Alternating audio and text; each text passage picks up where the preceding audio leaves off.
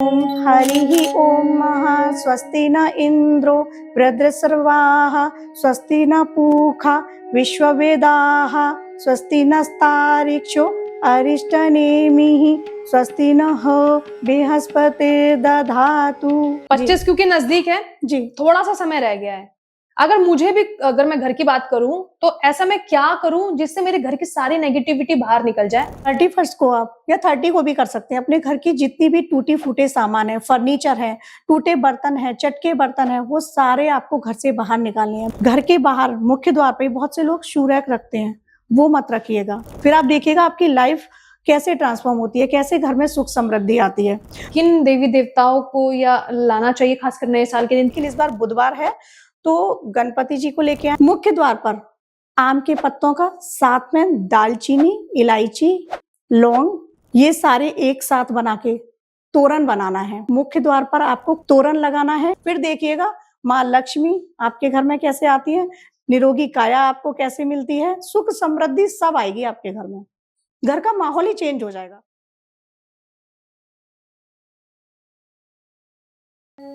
दोस्तों 2025 बिल्कुल नजदीक है। सवाल बनता है कि 2025 जो इतना नजदीक है, ऐसे में हम क्या करें कि हमारे घर से सारी नेगेटिविटी बाहर चले जाए। ये सवालों का जवाब आप जानना चाहते हैं तो ये पॉडकास्ट खास आपके लिए है। लेकिन उससे पहले आप सभी का अभिवादन कर दूं। नमस्कार, जय श्री राधे। आप देख रहे हैं TBS यानी कि द भावना शो, और आज हमारी स्पेशल गेस्ट है एस्ट्रोलॉजर और वास्तुशास्त्री है शिवांगी निर्भया। शिवांगी निर्भया जी वेलकम है। जय श्री राधे। राधे राधे मैम। शिवांगी निर्भया जी, आप ये बताइए मुझे, 25 क्योंकि नजदीक है जी, थोड़ा सा समय रह गया है। अगर मैं घर की बात करूं तो ऐसा मैं क्या करूं जिससे मेरे घर की सारी नेगेटिविटी बाहर निकल जाए और घर में पॉजिटिविटी आ जाए, खासकर नए साल से? मैम हमको इसको स्टार्टिंग जो करनी है 31 से करनी है। 31 को आप या 30 को भी कर सकते हैं। अपने घर की जितनी भी टूटी फूटे सामान है, फर्नीचर है, टूटे बर्तन है, चटके बर्तन है, वो सारे आपको घर से बाहर निकालने हैं। बंद पड़ी घड़ियां, सब कुछ आप घर से बाहर निकाल दीजिएगा, क्योंकि इसमें नेगेटिविटी आ जाती है, नकारात्मक ऊर्जा का वास हो जाता है। और जब नकारात्मक ऊर्जा आपके घर में रहेगी तो सकारात्मक ऊर्जा कैसे प्रवेश करेगी। तो 31 तारीख तक आप ये सारी चीजें घर से बाहर निकाल दें। जब 1 तारीख आए तो सबसे पहले आपने क्या करना है, ब्रह्म मुहूर्त में आपके लिए उठना है। नहीं उठ सकते इतनी जल्दी, पार्टीज में जाते हैं बहुत लोग, नहीं उठ सकते, तो आप 7 बजे तक उठ जाएं। उठकर आपके लिए सबसे पहले मुख्य द्वार का शुद्धिकरण करना है। अब मुख्य द्वार के शुद्धिकरण करने के साथ ही फिर आगे घर में चीजें ठीक करनी है। मुख्य द्वार के शुद्धिकरण में आपको गंगा जल लेना है, उससे घर का पहले मुख्य द्वार पे आप छिड़काव करेंगे, फिर पूरे घर में उस गंगा जल का छिड़काव करेंगे। मुख्य द्वार पर देहरी पर जो एंट्रेंस होता है वहां पर देहरी होती है, उसको गाय के गोबर से लीपना है, क्योंकि गाय के गोबर में सकारात्मक ऊर्जा होती है, पॉजिटिव एनर्जी बहुत हाई होती है, वो करना है। उसके बाद आपने मुख्य द्वार पर आम के पत्तों का, साथ में दालचीनी, इलायची, लौंग, ये सारे एक साथ बना के तोरण बनाना है। तोरण लगाना है। मुख्य द्वार पर आपको कुलदेवी भी आपकी मुख्य द्वार पर ही होती हैं, तो मुख्य द्वार का शुद्धिकरण और पूजा के साथ आपको इस दिन की शुरुआत करनी है। मतलब गाय के गोबर से हमें दहलीज को लीपना है। सबसे पहले गंगा जल से हमें शुद्धिकरण करना है, मुख्य द्वार का और पूरे घर का। फिर देहरी पर आपको गाय के गोबर से लीपना है। मुख्य द्वार पर तोरण लगाना है, जो मैंने आपको बताया। और ये तोरण बताना चाहूंगी अपने व्यूअर्स को कि लक्ष्मी आकर्षण तोरण है। जब आप ये तोरण लगाते हैं तो लक्ष्मी माँ आकर्षित होती हैं। तो जो आम के पत्ते आपने बताए हैं, तो कोई पर्टिकुलर काउंटिंग मतलब लेकर आना है, 7 या 8 या 11 पत्ते कम से कम ले लीजिएगा। उसमें 11 ही सिनेमन स्टिक आती है, मार्केट में आराम से मिल जाएंगी किसी भी पसारी के यहाँ। तो वो स्टिक लेनी है, वो स्टिक उसमें डालनी है, लौंग और इलायची, इन सबको उसमें तोरण में बांधना है। तोरण आप मुख्य द्वार पर लगा दीजिएगा। ये लक्ष्मी आकर्षण तोरण है। जब आप अपने मुख्य द्वार पर ये लगाते हैं तो सिनेमन स्टिक हो गया, इलायची हो गई, ये सब कुछ लक्ष्मी को आकर्षित करते हैं। तो आपके घर में धन भी आएगा, सुख भी आएगा, समृद्धि भी आएगी। फिर आपको मुख्य द्वार पर स्वास्तिक बनाना है। मुख्य द्वार पर स्वास्तिक बनाने का, क्योंकि स्वास्तिक में पूरा वास्तु होता है मैम, सारे जो वास्तु की दिशाएं हैं सब कुछ है स्वास्तिक में। अर्थ, धर्म, काम, मोक्ष सब स्वास्तिक में है। गणपति जी स्वास्तिक में है। स्वास्तिक बनाइए, शुभ लाभ बनाइए। फिर आप अपनी कुलदेवी के लिए प्रणाम कीजिएगा, कुलदेवी के लिए याद कीजिएगा, क्योंकि मुख्य द्वार पर ही कुलदेवी का निवास होता है। अच्छा, कुल देवी जो है वो मुख्य द्वार पर ही विराजती है, जी। और कुल देवता? कुल देवता आपके घर में निवास करते हैं और हर पूजा से पहले कुल देवता और कुल देवी की आराधना करना बहुत जरूरी होती है, क्योंकि आप कोई भी पूजा कर रहे हैं, किसी की भी भक्ति कर रहे हैं, भक्ति करना एक अलग चीज हो गई, लेकिन आप किसी की भी पूजा कर रहे हैं तो कोई भी देवी देवता वो पूजा तब तक ग्रहण नहीं करता जब तक कुल देवी और कुल देवता उसको आज्ञा ना दें। तो इसलिए मुख्य द्वार पर ही कुल देवी का निवास है। कुल देवी का आग्रह कीजिएगा, उनको प्रणाम कीजिएगा, उनका वंदन कीजिएगा। प्रथमम नमामि कुल देवी रक्ष रक्ष मम परिवारम, इस तरह से बोलिएगा कि कुल देवी आपके लिए प्रथम मेरा प्रणाम है, मेरे परिवार की आप रक्षा कीजिएगा। मैम एक बार मैं चाहूंगी आपसे एक बार और ये इस मंत्र को बताइए, ताकि जो दर्शक इस समय देख रहे हैं उन्हें पता हो कि कुल देवी का जो हमारी घर में ही विराजती हैं, उनका फिर भी हम एक बार वेलकम अगर करना चाहे तो किस तरीके से करेंगे? प्रथमम नमामि कुल देवी रक्ष रक्ष मम परिवारम सुरसा नमामि देवी सर्व कार्यो भवेत। इसका अर्थ क्या हुआ? प्रथम पूज्य कुल देवी आप मेरे परिवार की रक्षा कीजिएगा, आपके लिए मैं नमन करती हूँ, नमन करता हूँ, मेरे सारे कार्य बहुत अच्छी तरह संपन्न हो जाएं। अच्छा, आपने एक तरफ बताया कि यदि घर का वास्तु ठीक करना है और खासकर नए साल पे, तो सबसे पहले तो सारा पुराना सामान बाहर निकाल दीजिए। सारा पुराना सामान, टूटी हुई घड़ी या टूटा हुआ कोई भी सामान, टूटा हुआ सामान, अगर घर में कहीं सीलन आ रही है उसको ठीक करा लीजिएगा। कोई होता है कि हमारी स्विच खराब हो रहे हैं, फैन खराब हो रहे हैं, कुछ भी, तो वो सब कुछ आप ठीक कराइएगा। मतलब जो चीज हम दिवाली पे करते हैं, हाँ, जो चीज हम दिवाली पे करते हैं, क्योंकि नया साल आ रहा है ना मैम, तो ये भी हमारे लिए नए शुभ संकेत लेकर आए, तो सारी चीजें। और दिवाली क्या, मैं तो ये कहती हूँ कि हर महीने लोगों को घर में नकारात्मक चीजों को बाहर निकालना, मतलब हर महीने आप अपने घर का वास्तु ठीक कर सकते हैं। वास्तु ठीक कर सकते हैं। लोग क्या करते हैं कि दिवाली पर तो करते हैं लेकिन साल भर फिर भूल जाते हैं, चीजें ठीक ही नहीं करते। जहां सामान दिवाली पर सेट कर दिया वहीं सेट है, लेकिन एक एक चीज को कुछ दिनों के बाद उसी थोड़े से आगे पीछे करके डायरेक्शन में चेंज करना बहुत जरूरी है, क्योंकि नेगेटिव एनर्जी घर में आती है, हमारी सोच से आ रही है। हमारे घर कोई भी आ रहा है, हमें नहीं पता ना वो किस भाव से आ रहा है, तो उसके साथ आ रही है नेगेटिव एनर्जी, तो आ रही है ना, तो अब उसको पॉजिटिव में हमें चेंज भी करना है ना। तो हमें एवरी मंथ पूर्णिमा के पूर्णिमा चेंज कर सकते हो आप। हिंदू महीने में जो पूर्णिमा तिथि आती है सनातन में, पूर्णिमा के पूर्णिमा आप अपने घर का ये वास्तु ठीक कीजिएगा, फिर आप देखिएगा आपकी लाइफ कैसे ट्रांसफॉर्म होती है, कैसे घर में सुख समृद्धि आती है।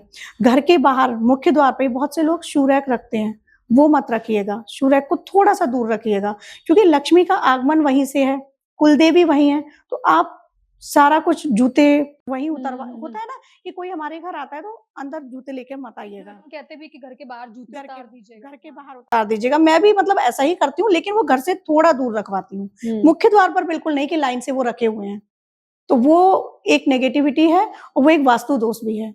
अच्छा, घर के बाहर बिल्कुल लाइन से मत लगवाओ, घर से थोड़ा सा आगे। मतलब घर के बाहर अगर कोई शू रैक रख रहे हैं तो वो थोड़ा सा इस बात को समझिए, जैसे कि शिवांगी निर्भया जी बता रही हैं कि थोड़ा सा दूर करके, जी जी, दरवाजे से थोड़ा दूर कर दो, मुख्य द्वार से सटा हुआ रख देते हैं अधिकांश हम। शूज भी कोई हमारे घर आ रहा है तो मुख्य द्वार पर ही निकाल रहा है, वो बिल्कुल बाहर निकाल रहा है, तो वो साइड कर दो, बिल्कुल ये नेगेटिव एनर्जी को रोकने का एक आसान तरीका है। बिल्कुल बिल्कुल, क्योंकि वहां से ही नेगेटिव एनर्जी आ रही है। माँ लक्ष्मी कहते हैं लोग कि हमारे घर में पैसा नहीं रुक रहा है या आर्थिक तंगी है, तो आप ये तो देखिए कि चीजें कहाँ गड़बड़ हो रही हैं। घर का वास्तु ठीक करके आप सब कुछ ठीक कर सकते हैं, और हर महीने वास्तु बदल सकते हैं पूर्णिमा तिथि के दिन। पूर्णिमा तिथि के दिन आप अपने घर का वास्तु चेंज कीजिएगा, हर चीज को। जैसे कोई प्लांट आपने रखा हुआ है तो रखना जो उसकी दिशा है उसी दिशा में रखेंगे, कि थोड़ा सा आगे पीछे कर दो, हर महीने चेंज करो। आप देखो लाइफ कैसे फिर आपकी चेंज होती है, कैसे ट्रांसफॉर्म होती है, क्योंकि ये ब्रह्मांड पूरा ऊर्जा, ध्वनि और कंपन पर है, फ्रीक्वेंसी, वाइब्रेशन, एनर्जी, इसी पर पूरी यूनिवर्स है ना, तो सबके साथ आ रही है ऊर्जा। उस ऊर्जा को घर से रिमूव करना जरूरी है, इसलिए हर महीने अपने घर में पॉजिटिव चीजों को चैनलाइज करो, अच्छे अच्छे म्यूजिक प्ले करो, इस तरह से कर सकते हो। तो न्यू ईयर पे सबसे पहले तो आपको ये सारी चीजें करनी है।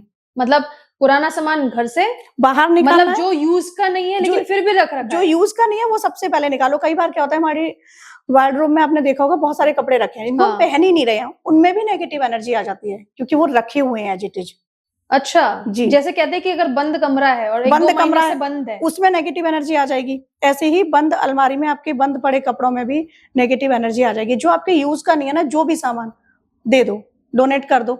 चप्पलों से आ सकती है, धूल के कण से आ सकती है, किसी से आप मिल रहे हैं उससे आ सकते हैं, आप हैंडशेक करते हैं, तो इसीलिए तो मैं राधे राधे करती हूँ। अच्छा, मतलब हम हैंडशेक ना करें। तो इसीलिए मैं राधे राधे करती हूँ ना, क्योंकि मेरी पॉजिटिव एनर्जी दूसरे के पास चली जाएगी, उसकी नेगेटिव मेरे पास आ जाएगी, ट्रांसफॉर्म होती है एनर्जी। तो यानी कि आप बताना चाह रही हैं कि अगर हम किसी से भी मिले तो प्रणाम करें, प्रणाम, लेकिन हैंडशेक ना इसीलिए करें। हमारे सनातन में प्रणाम का बताया गया है ना कि प्रणाम कीजिए। इसके पीछे भी रीजन है ना, लॉजिक यही है कि हमारी होता है ना कि हमारी जितनी भी पॉजिटिविटी है सामने वाला ले गया और अपनी नेगेटिविटी हमको दे गया। कभी आप फील करके देखना, किसी भी नेगेटिव इंसान से जब आप मिलेंगे, हैंडशेक भी करेंगे, एकदम से आपका ना जो ऑरा है चेंज होना स्टार्ट हो जाएगा, दिमाग लगेगा, बहुत भारी भारीपन सा महसूस होगा। तो ये क्यों होता है? सामने वाले की नेगेटिव एनर्जी हमारे पास आ गई। कई नेगेटिव लोगों से आप मिल लें तो आप कभी ना आपका मन खुद ही विचलित सा होने लगेगा, तो वो क्या होता है, उसकी नेगेटिव एनर्जी हमारे पास आ रही है। मैम, जैसे घर के बाहर आपने कहा कि आम का जो है तोरण आप बना सकते हैं ताकि आप लक्ष्मी जी का आगमन करा सके। जी। बाहर लेकिन जो जैसे हम देखते हैं तोरण के साथ गणेश जी और लक्ष्मी जी की अक्सर हम जो तोरण बांधते हैं, जी, मैंने सुना है कि वो नहीं बांधना चाहिए। आपको द्वार पर तो गणपति को नहीं लगाना चाहिए, क्योंकि गणपति के पीछे क्या होती है, दरिद्रता। आपने मुख्य द्वार पर सामने गणपति लगाए, पीछे तो आपका घर है ना, तो दरिद्रता आती है। अच्छा, कुछ लोग इसका मिथ ये भी देते हैं कि गणपति के पीछे गणपति लगा दो घर के अंदर, कुछ लोग ऐसा भी मानते हैं। पर मेरे हिसाब से भगवान के लिए एक निश्चित स्थान बनाया है ना घर में कि मंदिर में रखो, तो भगवान जो भी हैं उन्हें मंदिर में ही रखो। मतलब तोरण के तौर पे भी नहीं, द्वारपाल मत बनाओ, द्वारपाल मत बनाइए, उन्हें मुख्य द्वार पर मत लगाइए। मुख्य द्वार पर कुलदेवी है ना आपकी रक्षा करने के लिए, तो गणपति को घर के अंदर रखिएगा, प्रथम पूज्य है वो तो। और इस बार तो संयोग ये भी बन रहा है कि बुधवार से ही नया साल शुरू हो रहा है, प्रथम पूज्य गणपति वाले दिन से ही शुरू हो रहा है, उन्हीं का दिन है वो। इसलिए तो कहते हैं वक्रतुंड महाकाय सूर्यकोटि समप्रभा निर्विघ्नं कुरुमदेव सर्वकार्येषु सर्वदा।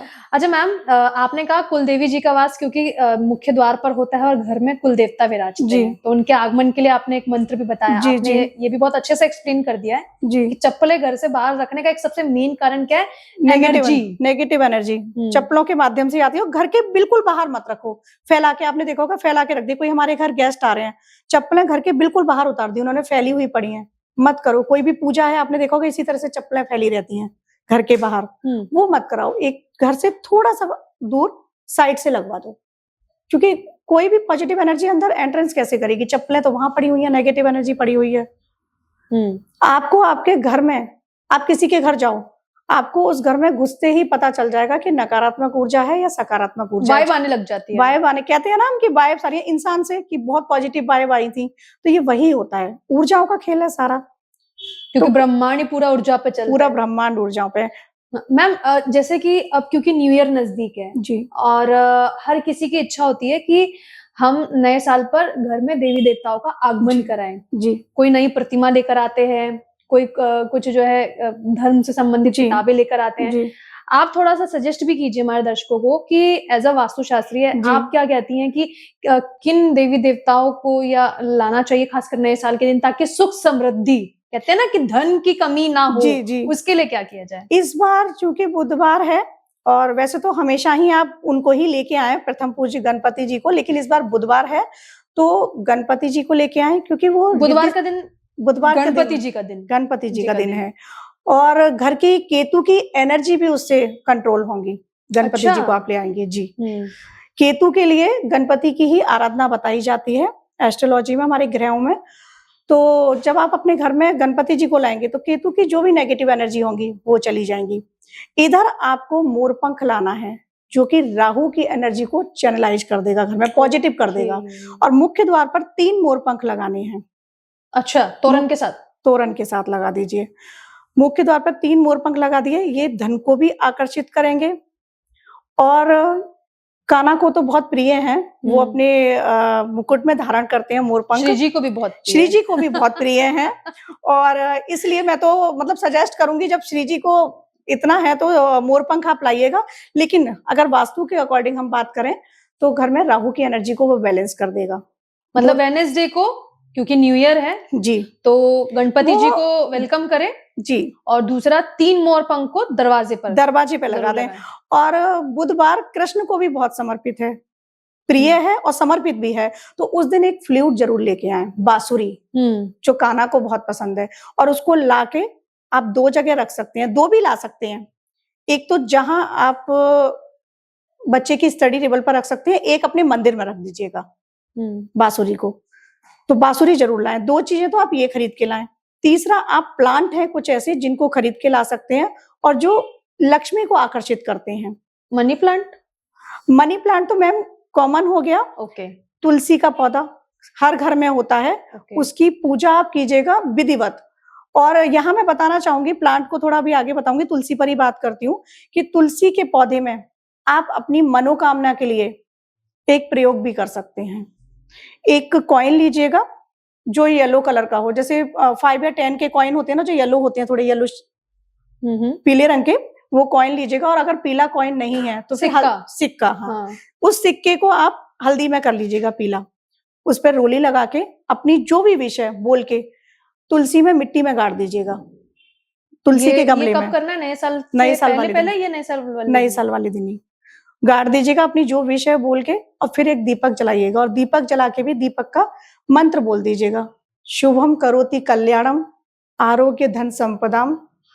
ठीक है, ये इस तरह से मंत्र बोल के पूरा, और आप तुलसी माँ से प्रार्थना करें कि मेरी ये विश है आप पूरी कीजिएगा, जो भी आपकी विश है। आपकी विद इन 6 मंथ वो, मतलब एक्स्ट्रा टाइम दे रही हूँ, विद इन 6 मंथ आपकी वो पूरी हो जाएगी। चाहे कोई भी बड़ी से बड़ी इच्छा क्यों, कोई भी बड़ी से बड़ी इच्छा क्यों ना हो। और शाम को और सुबह दीपक जरूर, मतलब तुलसी के सामने दीपक जरूर जलाइएगा।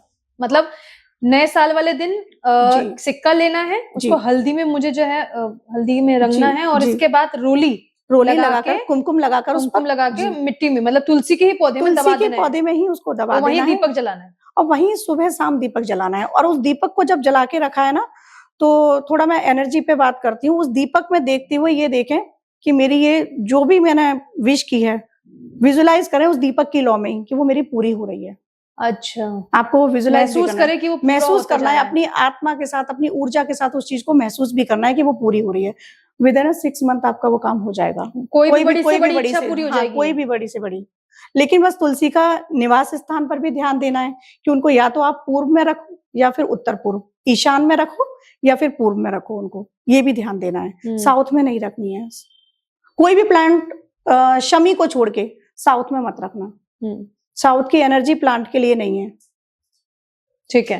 अब यहाँ पर एक बात और आती है, क्योंकि आपने कहा कि आपकी इच्छा पूर्ति होगी अगर आप तुलसी माँ से संबंधित ये चीजें करेंगे। मैं ये चाहती हूँ लक्ष्मी जी हमारे घर से जाए ना, जी, ये मैं नहीं चाह रही हूँ मैम, जो भी दर्शक अभी सुन रहे हैं ना आपको, उनके भी मन की इच्छा यही है, क्योंकि कहते हैं ना कि खाली पेट भजन ना होए गोपाला। तो अगर जेब में दक्षिणा होंगी तभी हम दूसरे की मदद की और इच्छा मन में और पैदा कर सकते हैं। तो ऐसे में लक्ष्मी जी परमानेंट रहे, उनका निवास स्थान हम चाहते हैं 2025 हमारे घर में एकदम परमानेंट हो जाए, उसका कोई तरीका है वास्तुशास्त्र में? बिल्कुल है। आप शंख खरीद के लाइए, दक्षिणावर्ती शंख खरीद के लाइए, जिसमें माँ लक्ष्मी का निवास होता है, और उसको अपने घर के ईशान में स्थापित कर दीजिएगा। घर के ईशान में ही आपको गजकेसरी योग बनाना है। ये योग कुंडली में होता है लोगों के, और जब ये लोग जिसकी भी कुंडली में गजकेसरी योग होता है उसके पास अपार लक्ष्मी होती है। ठीक है, तो आपको अपने मंदिर में गजकेसरी योग बनाना है। एक पीतल का लोटा लेना है, उसमें गंगा जल रखना है, और उसमें एक चांदी का सिक्का डाल देना है, क्योंकि चांदी चंद्रमा हो गई, पीतल जो है वो जुपिटर हो गया। दोनों को मिला के जब बृहस्पति और चंद्र मिलते हैं तब ये योग बनता है।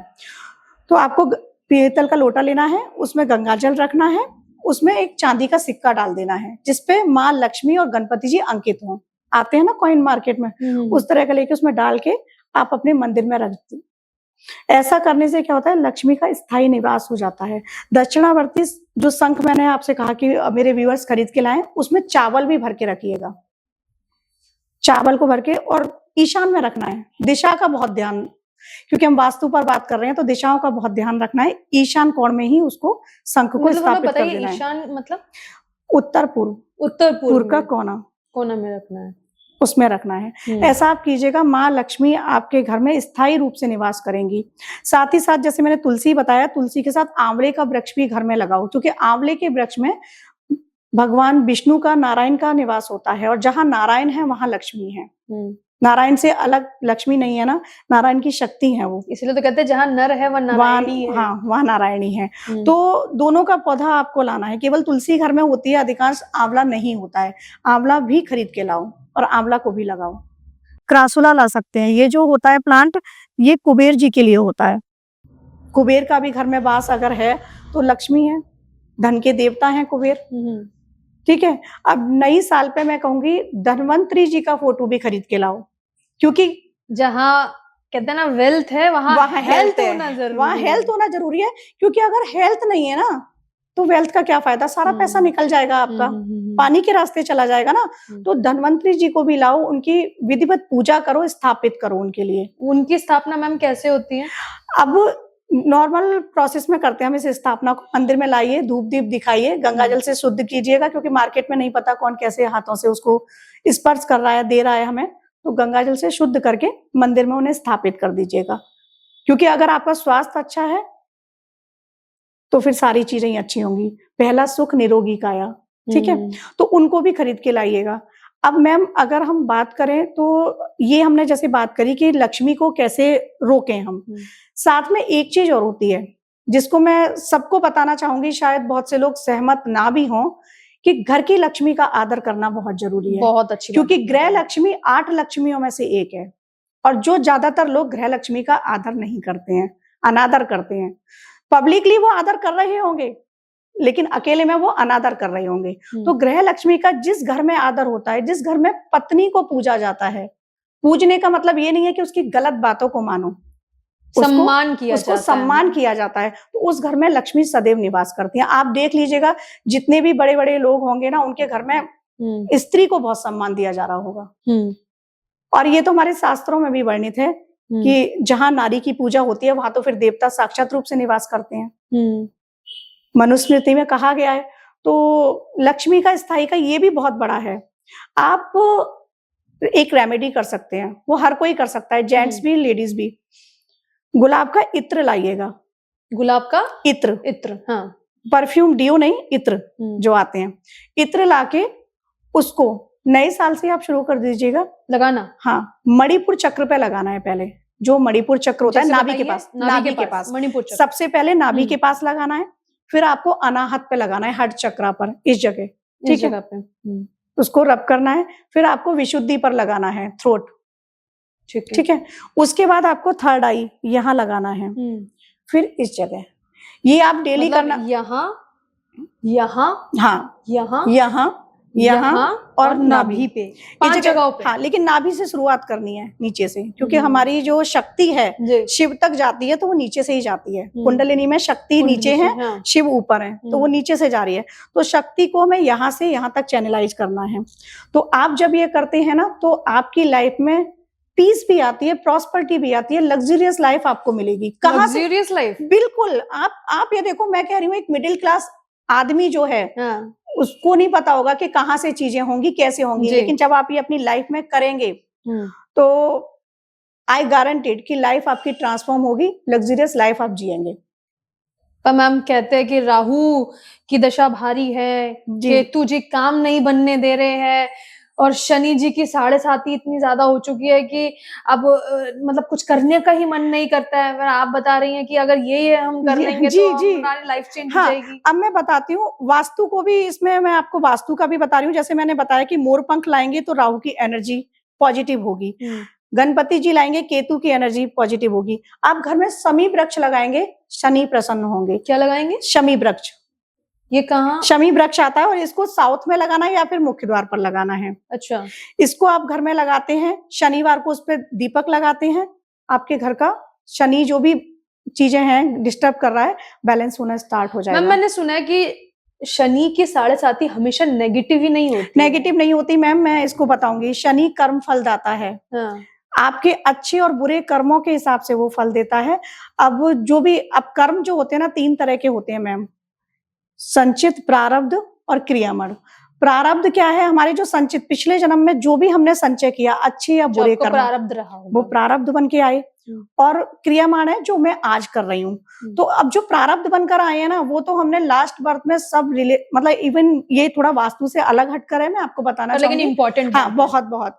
लोगों को ये लगता है शनि हमको दंडित कर रहा है, या मेरी लाइफ में मुझे पैसा नहीं मिल रहा, मेरी लाइफ में मुझे अच्छा पार्टनर नहीं मिला, या फिर मैं इससे प्रेम करती थी, इस इंसान से मेरी शादी नहीं हुई। बहुत से लोगों के मन की ये बात होती है। हम पिछले जन्म में ही अपने सारे रिश्ते डिसाइड कर चुके होते हैं। जब हमारा पिछले जन्म में जब मृत्यु होती है तो हमसे पूछा जाता है कि अब आपको नेक्स्ट बर्थ में किसको चाहिए, क्या यही रिश्ते वापस चाहिए। हम सोल कांटेक्ट होता है और उसमें हम ना डिसाइड करते हैं कि ये इंसान मुझे माता के रूप में ही चाहिए, ये मुझे पिता के रूप में ही चाहिए, ये मुझे पार्टनर के रूप में चाहिए। क्यों चाहिए? क्योंकि मेरी ये चीज अधूरी रह गई है, यही मुझको ये चीज सिखाए। अब यहाँ क्या होता है कि हम कहते हैं कि हमारा ये काम नहीं बना, या इस इंसान ने मेरे साथ गलत कर दिया, या इससे मेरी शादी नहीं हो पाई। सब कुछ सोल कांटेक्ट है, हम करके आए हैं। इवन हम ब्लेम करते हैं ना, ब्लेम करना ही होता है कि इसने मुझे धोखा दे दिया, पति पत्नी हो या फिर गर्लफ्रेंड बॉयफ्रेंड हो, है ना। लेकिन वो सब कुछ डिसाइडेड होता है, हम उसको बोलते हैं प्रारब्ध होता है, और हम खुद डिसाइड करते हैं कि ये चीज आप मुझे सिखाओगे, आप मुझे टीच करोगे। हम ही डिसाइड करके आए हैं ये चीज आप मुझे टीच करोगे और मुझे ये सीखना है, क्योंकि इस जन्म में वो चीज रह गई है। तो सारी चीजें पिछले जन्म में डिसाइड हमने कर ली और वही प्रारब्ध बन के अब जो इस जन्म में हम अच्छे कर्म कर रहे हैं वो नेक्स्ट बर्थ तक जाएंगे। और 7 जन्मों का तो इसी को हम चक्र बोलते हैं, इसी को चक्र है, यही एनर्जी जो चलती रहती है, यही एनर्जी है। क्योंकि ये शरीर नश्वर है ना, आत्मा तो अजर हमारा, यही आत्मा हमारी जा रही है ना। आजकल आपने जैसे सुना होगा ट्विन फ्लेम बर्ड सुना है आपने? ट्विन फ्लेम क्या होते हैं? वो राधा कृष्ण ट्विन फ्लेम है, शिव शक्ति ट्विन फ्लेम है। अब उसको आप ट्विन फ्लेम बोल दो, लेकिन वो क्या है, बहुत रेयर लोग होते हैं। प्रेम में, एक से प्रेम में ही पूरा जीवन निकाल दिया, उसके लिए ही समर्पण, प्रेम में समर्पण बहुत जरूरी है ना, तो एक के ही साथ समर्पण में पूरा जीवन निकाल दिया। अब मॉडर्न थ्योरी में ट्विन फ्लेम है, वो मेरा ट्विन फ्लेम है, वो सोल कॉन्टेक्ट है, सोलमेट है, ट्विन फ्लेम नहीं है। हर कोई ट्विन फ्लेम नहीं होता। ट्विन फ्लेम का मतलब तो यही हुआ ना, बरसों जन्मों जन्मांतर तक एक आत्मा 2 शरीरों में डिवाइड होके आती है, वो ट्विन फ्लेम है। जो राधा कृष्ण एक ही थे, राधा कृष्ण एक ही थे, शिव शक्ति एक ही थे, तो एक ही आत्मा जब 2 पार्ट्स में डिवाइड होके आती है तो कोई बहुत रेयर होती है ये चीज। क्योंकि होता क्या है कि हम समझ नहीं पाते हैं, है ना। इसीलिए कहते हैं ना, जो आजकल है प्रेम का स्वरूप है बहुत बदल चुका है। राधा कृष्ण का प्रेम जो है उसका उदाहरण लोग देते हैं, लेकिन क्या वाकई वैसा प्रेम करते हैं लोग? नहीं, विरह का प्रेम जो हम समझते हैं ना, तो शायद बड़ा अलग उनका है। जो प्रेम है ना वो विरह का, और राधा ने जो महसूस किया या कृष्ण ने जो उनके लिए थे, बहुत अलग है। तो ये भी मैं रिक्वेस्ट करना चाहूंगी कि हर इंसान राधा और कृष्ण से खुद को जोड़ने लग जाता है प्रेमी, आप नहीं हो। उनका प्रेम बहुत अलग था। त्याग मुश्किल है ना, त्याग मुश्किल है, समर्पण मुश्किल है। उनका जो समर्पण था एक दूसरे के लिए, दास भाव था कृष्ण का राधा के लिए। दास थे, क्या बन पाएंगे कोई दास? ईगो आता है ना बीच में, इन्फीरियरिटी फील होने लग जाती है, तो ईगो आता है बीच में। उनका जो प्रेम है ना बहुत अलग लेवल का है, वो टॉप लेवल है मैम। वहां पे मुझे लगता है कोई किसी को मैच नहीं कर सकता। और राधा तो कहीं गई नहीं थी। अब जैसे राधा, मैं थोड़ा सा वास्तु से अलग हटके मैं चाह रही थी कि वापस से बैक टू टॉपिक पे आ जाते हैं, क्योंकि हम श्री जी का जो सवाल है मुझे पूछना है, लेकिन वो थोड़ा सा इलेबोरेट तरीके से मैं चाहूंगी आप समझाइएगा। पर शनि की क्योंकि बात है, शनि से इतना ये कर्मों पर घूम गई बात। शनि का क्या है, कर्मों का खेल है। अगर आपके कर्म अच्छे है ना, शनि कभी आपको दंडित नहीं करेगा, चाहे 7.5 क्यों ना लगे। 7.5 में लोगों को यहाँ से अर्श से, हाँ मैंने सुना है मैम कि 7.5 में जरूरी नहीं है कि फर्श से अर्श पे जाते हैं, जाओ, वो पॉजिटिव भी हो सकती है। और इवन मैं अपनी ही बताऊं, मेरी 7.5 में ही मेरा सारा काम हुआ है पॉजिटिव। मकर राशि है और मेरी अब एंड होने वाली है। मेरी 7.5 का लास्ट जो 2.5 साल गया, उसी में मेरी चीजें ट्रांसफॉर्म हुई। साथी, अब जैसे मैंने बताया कि अच्छा भी प्रभाव देती है और बुरा भी, लेकिन अब जिन लोगों के लिए बुरा प्रभाव दे रही है, जिनकी कुंडली में शनि पीड़ित है, ठीक है, या जिनके घर में शनि पीड़ित है, मतलब शनि डिग्री कम है शनि की, ठीक है, या फिर वो नीच का है, तो वो पीड़ित शनि बोला जाता है। तो वो उनके लिए दुष्प्रभाव देगा कुंडली के अकॉर्डिंग। कर्मा तो अलग हो गए, कर्मा के हिसाब से तो वो फल दे ही रहा है। तो अब कुछ रेमेडीज मैं बताना चाहूंगी अपने व्यूअर्स को कि अगर वो करें तो शनि की महादशा में, दशा में, इवन मतलब 7.5 में, उनके लिए सभी में वो लाभप्रद होंगी। तो आपने क्या करना है, पंचमुखी हनुमान जी की सेवा करनी है, क्योंकि पंचमुखी हनुमान जी जो है वो 5 मुख हैं उनके और 5 दिशाओं को वास्तु के अकॉर्डिंग प्रतिनिधित्व करते हैं। 5 दिशाओं का। तो आपको उनके मंदिर में जाना है, उनकी ऊर्जा के साथ अपनी ऊर्जा को कनेक्ट करना है। तो वो ऊर्जा तब कनेक्ट होगी जब थोड़ा सा तो ध्यान सभी लोग कर ही सकते हैं, आंख बंद करके ध्यान में भगवान की ऊर्जा के साथ हनुमान चालीसा का आपको पाठ करना है।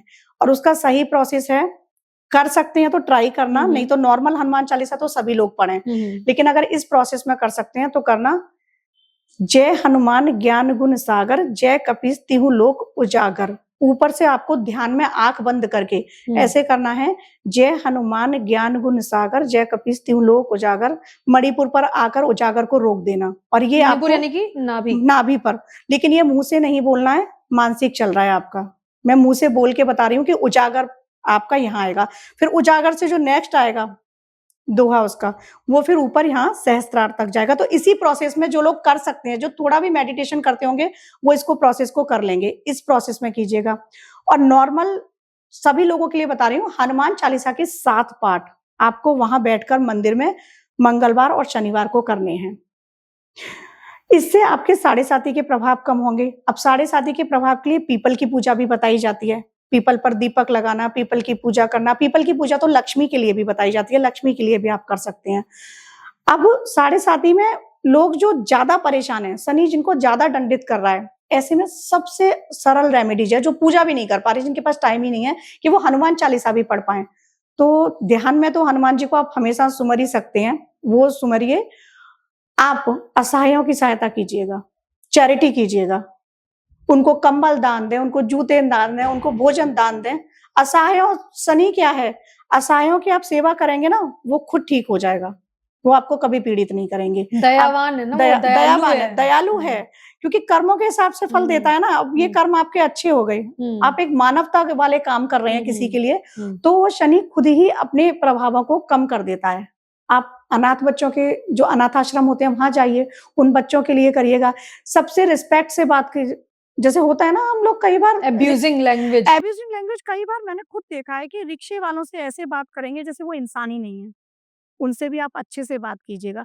हम कहीं जा रहे हैं, क्या सोचते हैं, ये बहुत ओहदे पे है ये आदमी, इससे तो हमें अच्छे से बात करनी है, लेकिन रिक्शे वाले को गाली देकर भी बात कर लेते हैं। रिक्शे वाले से आपने देखा है, बार्गेनिंग कर लेंगे, भाई क्यों लेगा तू इतने कम पैसे ले ले। सब्जी वाले से बार्गेनिंग कर लेंगे, वो मत करो, शनि उससे भी क्रोधित होते हैं।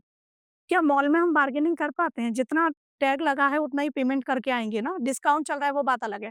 तो आप इन लोगों को रिस्पेक्ट दीजिएगा। कहना चाहती हैं कि अगर आप शनि देवता को खुश करना चाहते हैं, एक सिंपल तरीका है, उनकी साढ़े साती का असर और प्रभाव कम हो, तो गरीब भाई, गरीब बहन, हमारे जो भी नीडी पर्सन, जो भी नीडी पर्सन है, हाउस हेल्पर होते हैं, हमारे घर में आते हैं, हम उनको ना ऐसे समझ रहे होते हैं ये इंसान ही नहीं है। इस तरीके से मैंने देखा है कई घरों में कि इस तरीके से उनको ट्रीट कर रहे हैं कि वो इंसान ही नहीं है।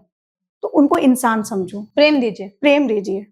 और प्रेम में सबसे बड़ी ताकत है। जहाँ प्रेम है वहाँ भाव है, और जहाँ भाव है वहाँ दया है, और जहाँ दया है वहाँ स्वयं परमात्मा है, और जहाँ परमात्मा है वहाँ शनि महाराज जी, तो क्योंकि कहते हैं ना कि खुद भी देवता है वो। बिल्कुल खुद ही देवता है। सारा खेल ऊर्जाओं का है ना। अपनी ऊर्जा को दूसरे को जब आप दे रहे हैं ना, तो अच्छा दीजिए, गिवर बन जाओ। जो भी दे सकते हैं गिवर बन जाओ, शनि खुश रहेंगे। अच्छे गिवर बनो, अच्छी अच्छी चीजें लोगों को दो, असहायों की मदद करो। तो ये सबसे बड़ी रेमेडीज है। अगर आप भगवान की भी नहीं कर पा रहे हैं, या बहुत से लोग हैं जो भगवान को नहीं मानते हैं, या जिनके पास वक्त ही नहीं है, तो आप ये सब तो कर सकते हैं ना, रास्ते चलते हेल्प कर सकते हैं। कई बार लोग कहते हैं ना मैम कि हम ज्यादा पूजा पाठ नहीं कर सकते, लेकिन हम भगवान को मानते हैं। बस हम मंदिर में दिया नहीं जला सकते, लेकिन हम भगवान को मानते हैं। भगवान तो जीव में है ना। हाँ, गीता में स्वयं श्री कृष्ण जी ने कहा है कि हर जीव में मैं निवास करता हूँ। तो जीव को खुश रखो, कर्म अच्छे कीजिए, फलदाता आपको सपोर्ट करेंगे 100% करेंगे। साढ़े साती का प्रभाव भी कम होगा। साढ़े साती का आप पूरे साढ़े साती मेरे व्यूअर्स को बताना चाहूंगी, आप नोट कर लीजिएगा। पूरे साढ़े साती में आप सिर्फ असहायों की मदद करो, उनसे प्रेम से बात करो, आप देखो आपको साढ़े साती नहीं दुखी। मैम मैं तो आपसे पूछूंगी ये सवाल, राहु को कैसे शांत करे? कहते हैं राहु की, शनि महाराज को तो फिर भी आपने उपाय बता दिए कि हनुमान जी के जो है चालीसा जप लीजिए, इस तरीके से शुरू कीजिए, महसूस कीजिए कि नाभि तक आप वो जाप जो है चालीसा का चल रहा है।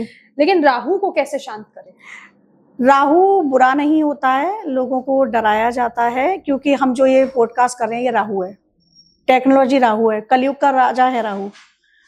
मैं इसकी पॉजिटिव चीजें थोड़ी बताना चाहूंगी पहले। हम जो ये पॉडकास्ट कर रहे हैं ये राहु है, हाँ, टेक्नोलॉजी राहु है, कलयुग का राजा है राहु, अच्छा सोशल मीडिया राहु है, अच्छा सब राहु है। तो कंट्रोवर्शियल हो जाएगा। हम लोग राहु के ही प्रभाव में सारे काम हाँ। कर रहे हैं। हम जो आइडियाज लाते हैं, ब्रेन स्टॉर्मिंग चीजें जो हमारे माइंड में आती है, हाँ, वो सब राहु है। राहु इतना है ना, स्वर्णवान जो राक्षस था, समुद्र मंथन की एक कथा है, उस पर बताती हूँ मैं। तो वहां पर जब विष्णु जी ने चक्र से उनका सर काटा था, तो आधा राहु हो गया, ऊपर वाला नीचे वाला केतु हो गया। हाँ। ठीक है, तो ये सर है, यहीं से तो सब कुछ चल रहा है, आइडिया जा रहे हैं, चैनलाइज यहीं से हो रही है चीजें। तो राहु की पॉजिटिव एनर्जी पे हमें काम करने की जरूरत है। राहु अगर आपकी कुंडली में खराब है, जैसे पीड़ित है या खराब है, दुष्प्रभाव दे रहा है, या घर में राहु की एनर्जी आपको महसूस हो रही है कि चीजें खराब है, ज्यादा राहु की एनर्जी अगर खराब हो घर में, तो आपके इलेक्ट्रॉनिक्स आइटम बहुत जल्दी जल्दी खराब होते हैं। ये सिम्टम होते हैं, ये सिम्टम्स होते हैं, बीमारी के सिम्टम हाँ, होते हैं, हाँ, लक्षण होते हैं, पता चल जाता है। ये लक्षण, अगर आपके घर में ये चीजें जल्दी खराब हो रही है, मोबाइल फोन है ना, कोई टीवी खराब हो रही है, फ्रिज खराब हो रही है, दैट मीन्स कि आपके घर का राहु की जो एनर्जी है, बोलते कि सीलन आ रही है, मतलब सीलन आ रही है, वो भी राहु का ही है कि घर का जो राहु की एनर्जी है वो डिस्टर्ब हो रही है। तो राहु को ठीक करने के लिए आपने क्या करना है, कुंडली से भी बता रही हूँ और घर के एनर्जी से भी। अगर आपके घर का वास्तु की वजह से राहु गड़बड़ है और आपकी कुंडली की वजह से, दोनों का ही बता रही हूँ, ये आपको 1.25 किलो जौ लेनी है, जौ जो आते हैं, और बुधवार को उनको सुबह भिगो देना है और जाके एक सांड को खिला देना है। 7 बुधवार तक कीजिएगा, राहु शांत होगा। घर में एक नारियल लीजिएगा, जिस पर भी आपको लग रहा है, जिस एरिया में पर्टिकुलर, वैसे तो राहु की दिशा होती है वास्तु में, लेकिन जिस एरिया में आपको लग रहा है सीलन ज्यादा आ रही है, उस नारियल को लेके 7 बार ऐसे उस जगह से घुमाइएगा। ये बॉल है सपोज, इस बॉल पे सीलन आ रही है, तो इस तरह से 7 बार कीजिएगा और ले जाके उसको बहते हुए जल में प्रवाहित कर दें। अगर किसी व्यक्ति की कुंडली में राहु गड़बड़ है, तो वही नारियल एंटी क्लॉकवाइज अपने सर से घुमाइएगा और बहते जल में प्रवाहित कर दीजिएगा। राहु के जो भी दुष्प्रभाव हैं वो शांत हो जाएंगे इन चीजों से। अब राहु का एक और रेमेडी है, आप भुट्टा ले सकते हो, मार्केट में मिलते हैं ना, लेकिन भुना हुआ नहीं, कच्चा भुट्टा, वो ले जाके आप सांड को खिला दो, उससे भी राहु आपका शांत हो जाएगा। मिनिमम 7 बार तो आपको करना चाहिए। कोई पर्टिकुलर डेज होता है? हाँ, बुधवार के दिन, 7 बुधवार, हाँ, 7 बुधवार आप ये कर दीजिएगा। राहु की जो भी चीजें डिस्टर्ब कर रही हैं लाइफ में, या राहु आपको मेंटल डिस्टर्बेंस दे रहा है, वो ठीक होना स्टार्ट हो जाती हैं। और एक और जैसे न्यूमेरो का इसमें ऐड करना चाहूंगी। अब जैसे राहु की एनर्जी आपकी ठीक नहीं है, तो राहु के लिए होता है 4 नंबर, वो 1 नंबर वालों से अच्छी फ्रेंडशिप कर लें। अच्छा, क्योंकि एक है ग्रहों का राजा और एक है कलयुग का राजा। 1 नंबर होता है ग्रहों का राजा सूर्य, और सूर्य सबको रोशनी देता है, आत्मा का कारक है, ठीक है। और राहु जो है वो कलयुग का राजा है, तो राहु शैडो प्लैनेट है, उसके पास खुद की रोशनी नहीं है ना। जब वो सूर्य से जुड़ता है तो उसके जीवन को प्रकाश मिलता है। मतलब अगर किसी के ऊपर राहु हैवी है तो 1 नंबर वालों को पकड़ ले, 1 नंबर पॉजिटिविटी आ जाएगी। चलिए, राहु जी हो गए, शनि जी हो गए, और केतु का भी मैंने बताया, केतु जी हो गए। अब बात कर लेते हैं मैम लक्ष्मी जी को देखकर दोबारा से। जी, तिजोरी के ऊपर बात होनी चाहिए। पैसा लोग रखने के लिए ज्यादातर अलमारी का इस्तेमाल करते हैं, और मुझे लगता है ठीक भी अलमारी में ही रखा जाता है। जी। लेकिन फिर भी अगर तिजोरी की हम बात करें तो उसका कोई सही स्थान होता है जहां हम उसे रखे, जो कि हमेशा पैसा हमारा मेंटेन जी रहे? बिल्कुल। वैसे तो उत्तर दिशा बताई गई है, क्योंकि उत्तर में माँ लक्ष्मी का निवास होता है, लेकिन पश्चिम दिशा भी तिजोरी के लिए बहुत अच्छी है कि पश्चिम में आप अपनी अलमीरा को रखिएगा, तिजोरी लॉकर फिर उसी साइड से आएगा। आपने देखा होगा, थोड़ा सा इससे अलग हट के बता रही हूँ, पुराने समय में तहखाने बनते थे, खजाने होते थे, है ना। और कई घरों में बोलते थे कि माया निकली है, मटका रख दिया है अंदर कहीं छुपा के, पुराना बैंक। तो, हाँ, पुराना बैंक कि गड़ा हुआ माल मिला है, कई लोग ये सोचते। तो वो सब कहाँ होता था? वो सारा कुछ पश्चिम में होता था। किसी भी राजा के महल में देख लेना, किसी भी घर में देख लेना, क्योंकि सूर्य की रोशनी पूर्व से आती है, अस्त होता है पश्चिम में, ठीक है। तो वो अस्त होने वाली जगह वो रखा जाता है। तो जब आप पश्चिम में रखेंगे लॉकर को, तो माँ लक्ष्मी का जो ऊर्जा है वो बहुत ही पॉजिटिवली और बहुत रैपिडली बढ़ती है। साथ में लॉकर में आप क्या कीजिएगा, जहां आपने पैसे रखे हैं, सब कुछ ये पैसे रखे हैं, इधर साइड से आप मिरर लगा दीजिएगा। मिरर में डबल होता है, हम खुद को देखते हैं, खुद ही दिखते हैं ना। मतलब कैसे? मिरर में जब हम खुद को देखेंगे तो खुद ही दिख रहे हैं ना, मिरर में डबल हो गए ना हम। तो ऐसे जब आप तिजोरी में पैसे जहां रख रहे हैं उसके सामने एक मिरर रख दीजिएगा, पैसे डबल होना स्टार्ट हो जाएंगे। तिजोरी के अंदर मिरर रख दूं तो पैसे डबल हो अब जाएंगे? लॉकर है ना, अलमीरा में लॉकर है, उसमें हमने पैसे रखे, हमने 500 की गड्डी रखी या हमने जितने भी पैसे जितने हमारे हैं जितने भी रख दिए, आप कुछ दिन करके देखना इस रेमेडी को, पैसे डबल होते हैं। मिरर सामने लगा दो। पक्का ना? हाँ, जिसमें आपको कितने दिन के बाद असर दिखेगा? अंदर से फील भी करना है मेरे पैसे डबल हो रहे हैं, पैसे डबल हो रहे हैं। पैसे डबल हो रहे हैं। सारा के लिए भी है मैनिफेस्ट करना है कि डबल होने हैं, तो वो होने स्टार्ट हो जाएंगे। अब देखिए 1-2 महीने में ही आपको रिजल्ट मिलेंगे। दर्शकों, नई ब्रेकिंग है, मैम ने दी है पैसे डबल करने का एक आसान तरीका। जहां पैसे रखते हैं वहां पे मिरर रख दीजिए, डबल हो जाएंगे। उसमें मिरर में रिफ्लेक्शन आना चाहिए पैसे का, पैसे दिखेंगे उसमें तो डबल होना स्टार्ट हो जाते हैं। अब इसी तरह से मिरर का तो मैम बहुत सारी चीजें, मिरर में जब आप खुद को देखेंगे ना और जो भी विजुअलाइज कर रहे हैं, जो भी मैनिफेस्ट कर रहे हैं, वो चीजें भी मैनिफेस्ट होती हैं। और आलिया भट्ट को कौन नहीं जानता है, हाँ, कृति सेनन को कौन नहीं जानता है, बिल्कुल। उन्होंने अपनी लाइफ ट्रांसफॉर्म किया, अपनी विश को मैनिफेस्ट किया है मिरर से ही। मिरर में आप विजुअलाइज कीजिएगा, मिरर में यही विजुअलाइज करना है आपको कि मेरी ये काम, जो भी विश आपकी है कि ये चीज हो रही है। ऐसे ही पैसे के सामने जब आप लगाएंगे मिरर को तो डबल होना स्टार्ट हो जाएंगे। आप ये करके देखिए। पश्चिम दिशा में आपको अपना रखना है लॉकर। अब पश्चिम में नहीं रख सकते हैं, अगर घर में वॉली ऐसी नहीं है जहां आप रख सकते हैं तो फिर उत्तर में रखिएगा, पर मिरर जरूर लगा दो। मतलब सबसे पहले तो तिजोरी का सही लोकेशन है जी, पश्चिम जी, या फिर उत्तर, नॉर्थ, उत्तर, नॉर्थ या फिर वेस्ट। मैम धन पर बात हो गई, तिजोरी पर भी चर्चा हो गई है। अब बात एक जहन में और आ रही है कि 5 ध्वनियों की आपने बात की थी कि 5 साउंड ऐसे आप जी। नए साल से घर में प्ले करना जी। शुरू कीजिए, बजाना शुरू कीजिए, जिससे आपके घर की एनर्जी और चैनलाइज हो सकती है जी, और अच्छी हो बिल्कुल। सकती है। कौन से साउंड है, थोड़ा सा बताइए ना। मैम ध्वनि पर पहले मैं आपको ये बताना चाहूंगी, जैसे मैंने पहले भी बताया, ध्वनि ब्रह्मांड में घूम रही है।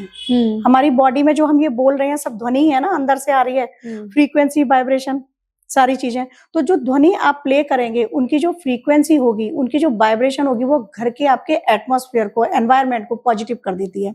सबसे पहले आपको ओम का प्रणव अपने घर में, क्योंकि ओम प्रणव है, ब्रह्मांड के शुरू से था और अंत तक रहेगा, तो ओम का सबसे पहले प्रणव अपने घर में प्ले करना है। ठीक है, उसके बाद 5 मिनट 10 मिनट जितना आप करना चाहें, उसके बाद फिर आपको अपने घर में कान्हा की बांसुरी, उसका साउंड आप अपने घर में, आपको खुद लगेगा कि आप बस उस बांसुरी में ही गुम हो गए। कितनी भी आपको मानसिक परेशानियां हो, उनसे भी निजात मिलती है जब आप वो सुनेंगे। कान्हा की बांसुरी को प्ले करना है। ठीक है, उसके बाद अपने घर में आपको शंख का ध्वनि, तो शंख की ध्वनि होती है ना, शंख के बारे में कहा जाता है अगर कोई बजा लेता है शंख, तो अपने घर में सुबह शाम जरूर शंख बजाएं। अच्छा मैम, जो शंख हो गए, कान्हा की बांसुरी हो गई, जी, ओम नाम का एक तरीके का जाप हो गया, जो ओम इस तरह से आता है ना, आपने सुना होगा, मेडिटेशन में तो बहुत यूज होता है। तो ये ओम का सबसे पहले करना है, फिर कान्हा की बांसुरी, उसके बाद फिर आपको शंखनाद 2 मिनट 3 मिनट जितना बजा सकते हो, क्योंकि शंखनाद विजय घोष होता है। आप हर क्षेत्र में, हर कार्य में आपका दिन विजयी रहे, वो विजय घोष है, तो उसको बजाना है, क्योंकि हमें अपने पूरा दिन भी तो ठीक रखना है। दिन ठीक रहेगा तो फिर आने वाला टाइम हमारा ठीक रहेगा, है ना। उसके बाद आपको स्वस्ति वाचन अपने घर में, स्वस्ति वाचन क्या है, सारे कार्यों में शुभता लाता है। किसी भी मंत्र से पहले, किसी भी पूजा से पहले आपने देखा होगा स्वस्ति वाचन किया जाता है, शुद्धिकरण होता है ना, तो वो स्वस्ति वाचन आप अपने घर में बजाइएगा।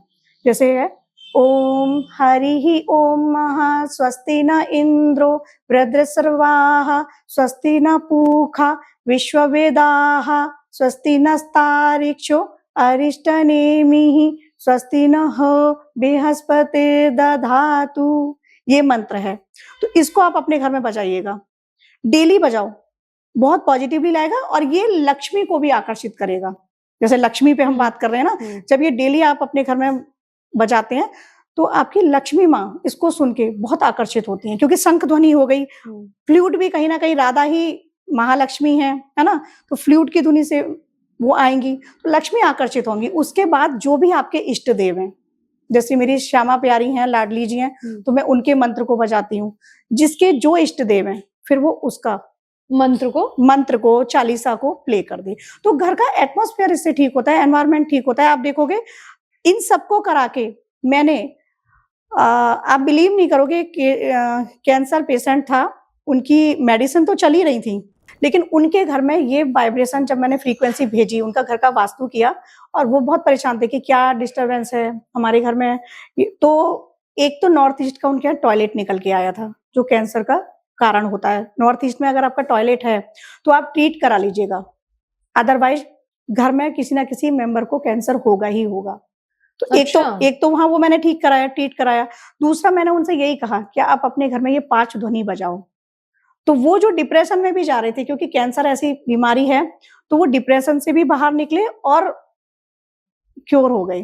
कैंसर क्योर हो गया। कैंसर मतलब मेडिसिन के साथ साथ इन ध्वनियों ने भी कमाल कर दिया। इन ध्वनियों ने इतना कमाल किया कि फिर वो अब मतलब उनकी लाइफ ही ट्रांसफॉर्म हो गई है। वो अब मेडिटेशन में जाते हैं। एक बार शॉर्ट में फटाफट ध्वनियां बता दीजिए कौन कौन सी है, फिर से एक बार।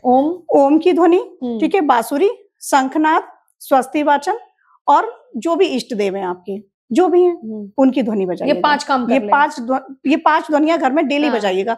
फिर देखिएगा माँ लक्ष्मी आपके घर में कैसे आती है, निरोगी काया आपको कैसे मिलती है, सुख समृद्धि सब आएगी आपके घर में। घर का माहौल ही चेंज हो जाएगा। 5 काम मैम मैंने इसलिए बोले क्योंकि हर एक ध्वनि प्ले करना एक अलग अलग टास्क है, तो ये जरूरी है कि होल डे में कर लीजिए ताकि पॉजिटिविटी चिल कराए। जी जी। अच्छा मैम एक बात बताइए, बड़ा कॉमन सा सवाल है, पूछना चाहिए, मेरे जो अभी दर्शक भी देख रहे हैं वो भी ये सोच रहे होंगे कि भावना ने अभी तक ये सवाल क्यों नहीं पूछा। हस्बैंड वाइफ के बीच में कलेश होना तो बहुत नॉर्मल सी बात है, कहते हैं कि जहाँ प्यार होता है वहाँ झगड़ा हो ही जाता है, लेकिन कभी कभी झगड़ा जो है ना विकराल रूप ले लेता है, उसके पीछे भी कुछ वास्तु का भी दोष होता है। बिल्कुल वास्तु दोष होता है। उनके बेडरूम में दोष होगा। बेडरूम में दोष होगा जैसे? बेडरूम में मतलब बेडरूम में उन्होंने सही से जो एनर्जी है वो चैनलाइज सही से नहीं होगी, उनका बेड सही नहीं होगा, उनका सोने का तरीका जो पैटर्न है वो ठीक नहीं होगा, सिरहाना किधर होना चाहिए। इससे भी वास्तु काम करता है? बिल्कुल काम करता है। समझाइए। अब जैसे उनका बेड है, उन्होंने जैसे कई बार होता है कि सिरहाना दक्षिण की तरफ मत रखो, ऐसा कहा जाता है, लेकिन अपना सिर नहीं होना चाहिए। सिरहाना है तो दिक्कत नहीं है, खुद सिर करके मत सो दक्षिण की तरफ, पूर्व की तरफ रख लो सिरहाने को, पश्चिम की तरफ रख लो। तो कई बार होता है, कई बार क्या होता है मिरर लगा लिया, मिरर पे भी मिथ है, वो सभी लोग जानते होंगे कि मिरर बेड के सामने नहीं होना चाहिए। क्यों नहीं होना चाहिए?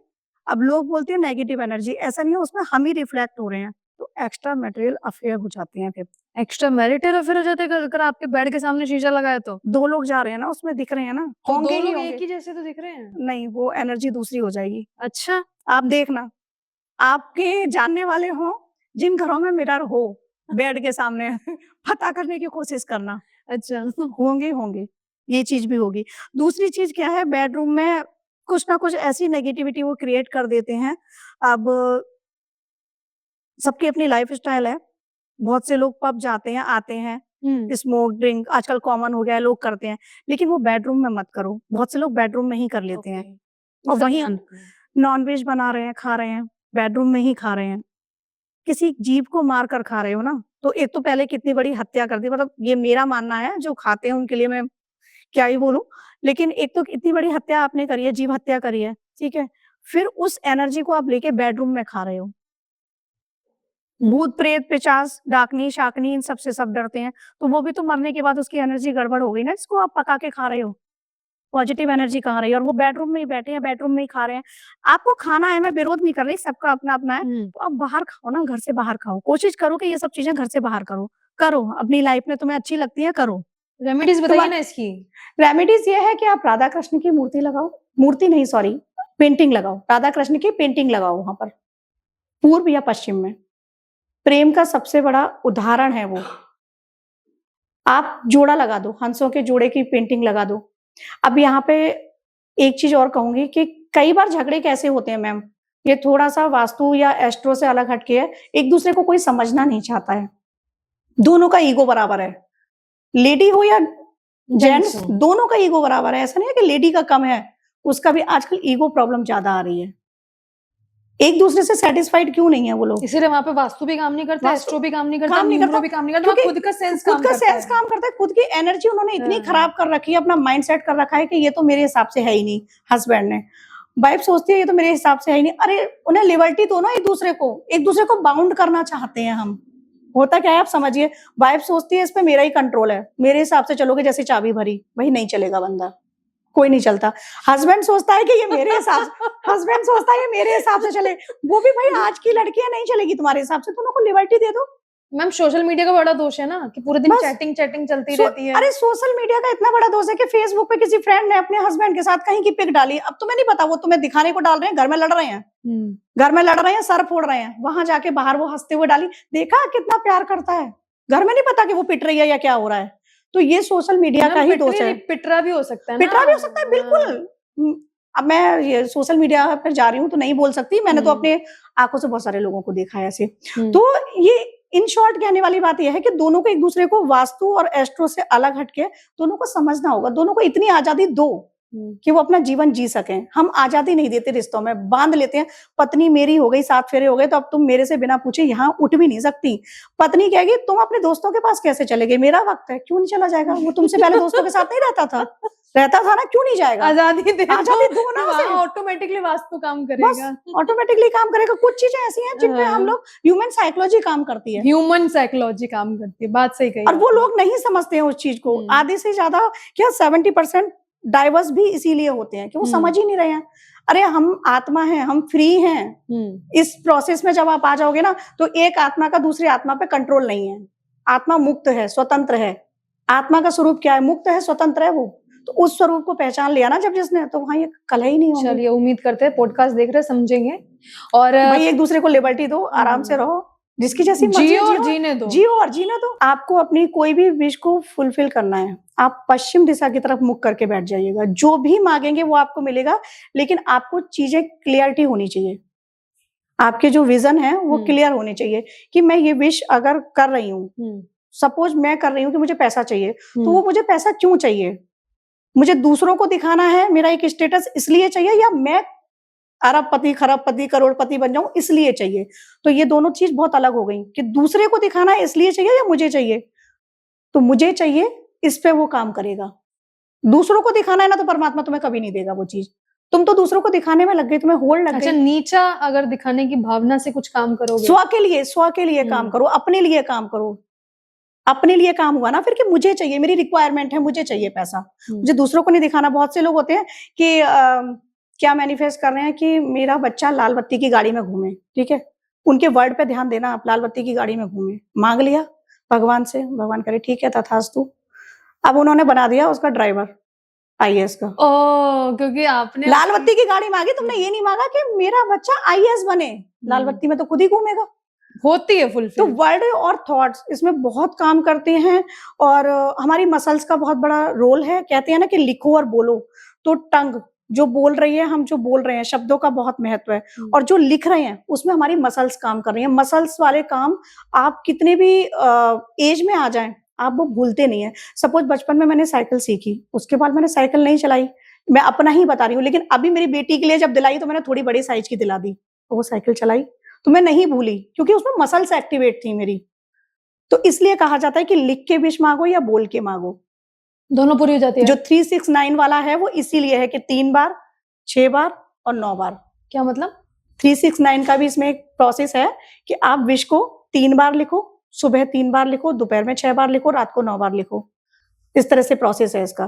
तो वो इसीलिए है कि आप जितनी बार जो चीज लिख रहे हो ना, वो आपके सबकॉन्शियस माइंड में जा रही है, बार बार लिख रहे हो, वही विजुअलाइज कर रहे हो, वही अंदर चल रही है। और अगर इसको आध्यात्म में बोलूं तो वही आपकी आत्मा के अंदर जा रही है, और वो फुलफिल हो जाएगी। आप मैनिफेस्टो करोगे हो जो मैनिफेस्ट करना चाहते हो ना, चाहे वो शादी हो, चाहे करियर हो, चाहे बच्चा हो, चाहे प्रेम हो। इवन मैं ये भी कहूंगी कि कोई किसी की शादी नहीं हो पा रही है मन चाहे जीवन साथी से, तो वो भी उसको मैनिफेस्ट कर सकता है, लेकिन आपको महसूस करना है कि मेरा हो चुका है, ये किसी का और का हो जाएगा। वो क्वेश्चन मार्क नहीं लगाना है, ये मेरा है, मेरा हो चुका है। मेरा बच्चा, जैसे बहुत से लोग हैं उनके 15-15 सालों से बच्चे नहीं हो रहे, तो वो क्या, एक इसमें ना डाउट की कोई जगह नहीं है। लोग क्या करते हैं, डाउट लाते हैं, हो पाएगा नहीं हो पाएगा, यार सब जगह दिखा लिया, अब तो टेस्ट ट्यूब भी कराएंगे या नहीं कराएंगे कुछ नहीं पता। डाउट आ गया ना, आप ये सोचो मेरा ये काम होगा, 100% होगा। नहीं, आपने कहा 3, 6, 9, हाँ, ये क्या है? मतलब ये अगर हम कोई विश मांग रहे हैं तो हम अगर उसको सुबह 3 बार लिखे, दोपहर में 6 बार लिखे, रात को 9 बार लिखो। और लिख के कहाँ रखना है? अपने पास रखो, उसको विजुलाइज करते रहो, सामने लगा लो। अब तो ये डेली बेस पे करना है? हाँ, डेली बेसिस पे करो। एक और पूरी नहीं होती एक दूसरा प्रोसेस और है, वो थोड़ा इजी है। आप सुबह लिखो अपनी विश को और तकिए के नीचे रख दो, ठीक है। रात को सोते टाइम उसी विश को खोलो और पढ़ो, विजुलाइज करो। पश्चिम की तरफ बेड आपका कहीं भी है, पश्चिम की तरफ मुख करके आप बैठ जाओ और उस विश को आपको 3, 6, 9 इस प्रोसेस में पढ़ना है। 3 बार पढ़ना है, फिर विजुलाइज करना है, 6 बार पढ़ना है, फिर विजुलाइज करना है, 9 बार पढ़ना है, फिर विजुलाइज करना है। और पश्चिम की तरफ मुंह करके बैठो और उसको ना अपने अंदर आत्मा में उसको फिर उतारो कि ये चीज हो गई है और वापस उसको पिलो के नीचे रख दो। ये प्लो मैनिफेस्टेशन है। इसको आप जब करोगे ना तो ये प्रोसेस भी काम करेगा। लेकिन मैनिफेस्टेशन का एक शॉर्ट सारे व्यूअर्स समझ लें, जब तक आपको क्लियरिटी नहीं होगी तब तक वो पूरा नहीं होगा। दूसरा, आपको 100% ये रहना है कि ये काम मेरे साथ हो चुका, मेरे आराध्य ने, मेरे परमात्मा ने, यूनिवर्स ने ये चीज मुझे दे दी है, वो देगा। हम लगातार बात कर रहे हैं लक्ष्मी जी की, हम शनि जी की भी बात करें, अलग अलग चर्चा हमारी चल रही है। 25 क्योंकि नजदीक है, पर बार बार सुई आके वहीं अटक जाती है, आखिर पैसा कैसे आए?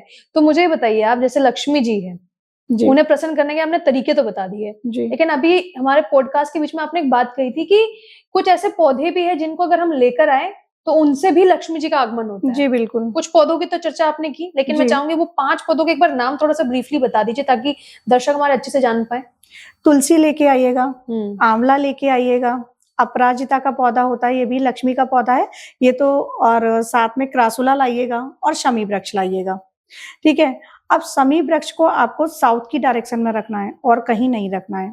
या तो आप मुख्य द्वार पर रख दो या फिर आप अपने बालकनी में या छत पे कहीं भी साउथ की डायरेक्शन में। अब तुलसी, आंवला, क्रासुला, ये सारे पौधे जो है और अपराजिता, ये चारों पौधे आप ईस्ट में रखो या नॉर्थ ईस्ट में रखो। अपराजिता का जो पौधा है उसके लिए तो कहा जाता है कि वो साक्षात अर्जुन जी लेकर आए थे, जी स्वर्गलोक से, वही पौधा है और उससे लक्ष्मी प्रसन्न होती है। साथ ही अगर अपराजिता के फूल आप शिवलिंग पर चढ़ाते हैं तो शिव जी बहुत प्रसन्न होते हैं। ऐसे ही शमी वृक्ष का शमी पत्र आप शिवलिंग पर चढ़ाते हैं।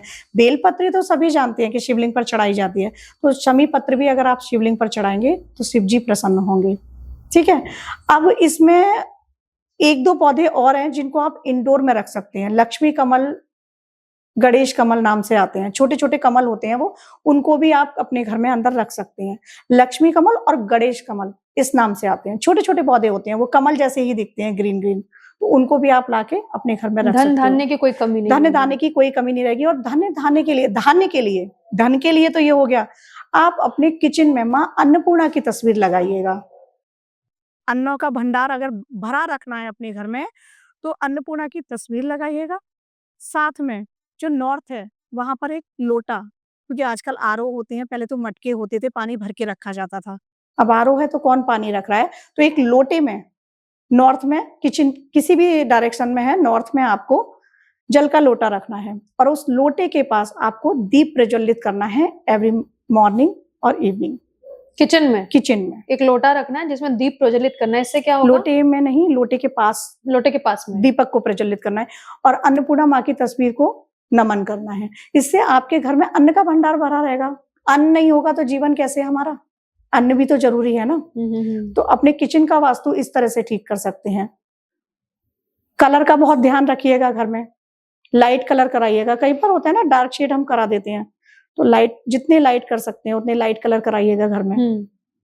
तो मतलब वास्तु में सबसे इम्पोर्टेंट कलर भी है, डायरेक्शन भी है, एनर्जी भी है और साथ ही रोशनी भी है। 32 द्वार बताए गए हैं वास्तु के, जैसे 8 दिशाएं हैं, 8 उनकी सबकॉन्शियस डायरेक्शन बोलते हैं वो हैं, और 32 जो हैं वो द्वार हैं, प्रवेश द्वार वास्तु के। तो उन प्रवेश द्वारों का भी ध्यान रखना है।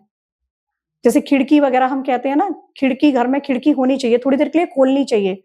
कई बार देखा है घरों में खिड़की बंद रखते हैं, थोड़ा सा खोलो, बाहर की आबो हवा भी अंदर आए। डेली बहुत से घरों में आपने देखा है कि मेड लगा ली, लेकिन वो अच्छे से काम करके नहीं जा रही है, डस्ट है। कहते हैं ना डस्टिंग करो, दूसरों को दिखाने के लिए ज्यादा डस्टिंग होती है वैसे, कि कोई हमारे घर आएगा तो हम अच्छे से घर को चमका दें। खुद के लिए, मतलब खुद के लिए, स्वयं के लिए भी घर को चमका के रखो, क्योंकि वो धूल के कण में भी नकारात्मकता है। चलिए, मुझे लग रहा है वास्तु हमने बहुत समझ लिया है। अब थोड़ा सा आपके मेरे फेवरेट टॉपिक पे आ जाते हैं, श्री जी पे बात करते हैं, क्योंकि मैंने अभी आपको रोक दिया था। आपकी मन के भाव जो निकल के आ रहे थे ना, मैंने आपसे कहा था कि लास्ट में बात करेंगे, क्योंकि आखिरी में बात थोड़े अच्छे से होनी चाहिए और तरीके से होनी चाहिए। जी हमारी श्री जी तो इतनी कृपालु, इतनी दयालु हैं कि कहते हैं जी। वो तो अगर हमसे भाव से भी उनको पुकारे तो आ जाती है। बिल्कुल। बट 25 नजदीक है, चाहते श्री जी का आगमन घर में हो और श्री जी की एनर्जी भी साक्षात घर में चलकर आए। तो ऐसे में कोई मंत्र है श्री जी का जिससे जी। हम श्री जी को प्रसन्न कर सकते हैं ताकि वो हमारे घर पर आए, विराजे? श्री जी के लिए तो श्री जी बोल रहे हैं, श्री राधे बोल रहे हैं, राधे राधे बोल रहे हैं।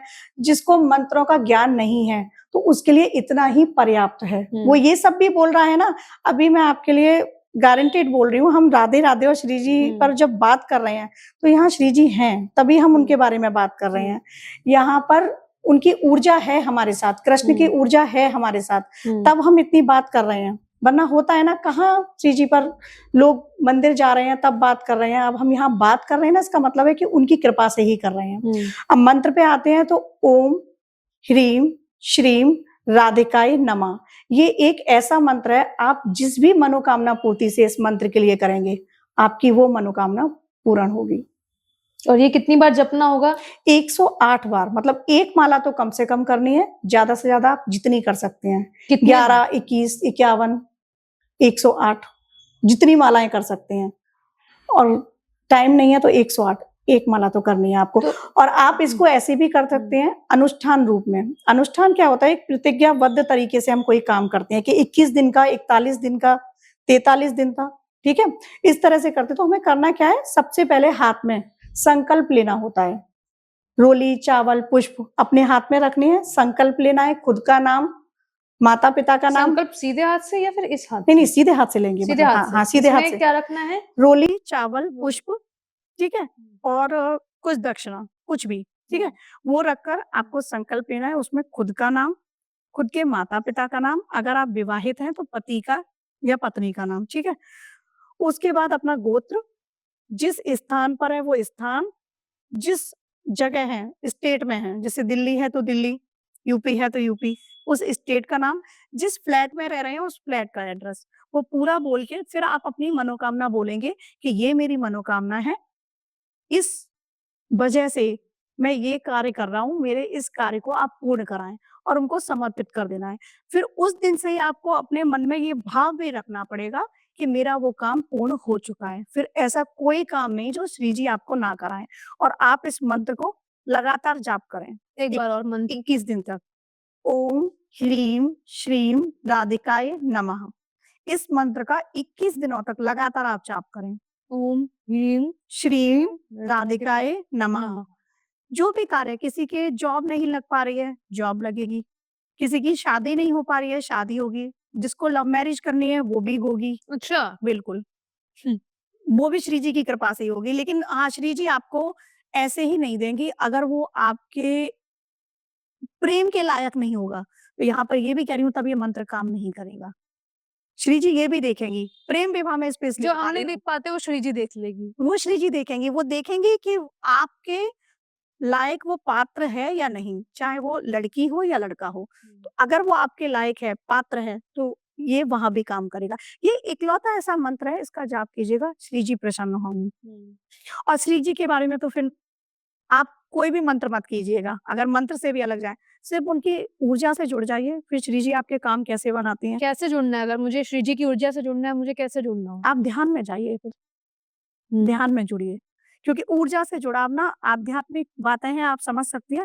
फिर हमें अपने ध्यान में, अपने चक्रा के अलाइनमेंट पे काम करना होगा और अपने एक-एक जगह चक्रा में उनको महसूस करना होगा। आप मुझे जानकारी और दीजिए कि श्री जी के बारे में, क्योंकि हम चर्चा भी कर रहे हैं, तो नए साल के दिन, क्योंकि आपने कहा कि गणपति जी को लेकर आइए, क्योंकि हर शुभ कार्य के लिए बप्पा की जो है, बप्पा का होना, बप्पा का वेलकम बहुत मैटर करता है।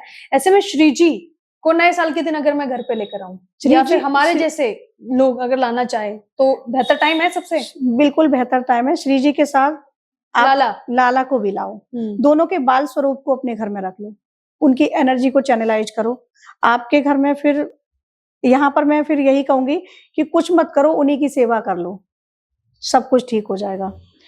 श्री जी और कृष्ण दोनों एक ही हैं, ठीक है, उनके स्वरूप अलग हैं, यहाँ पर अपने लीलाएं करने आए थे, सभी जानते हैं।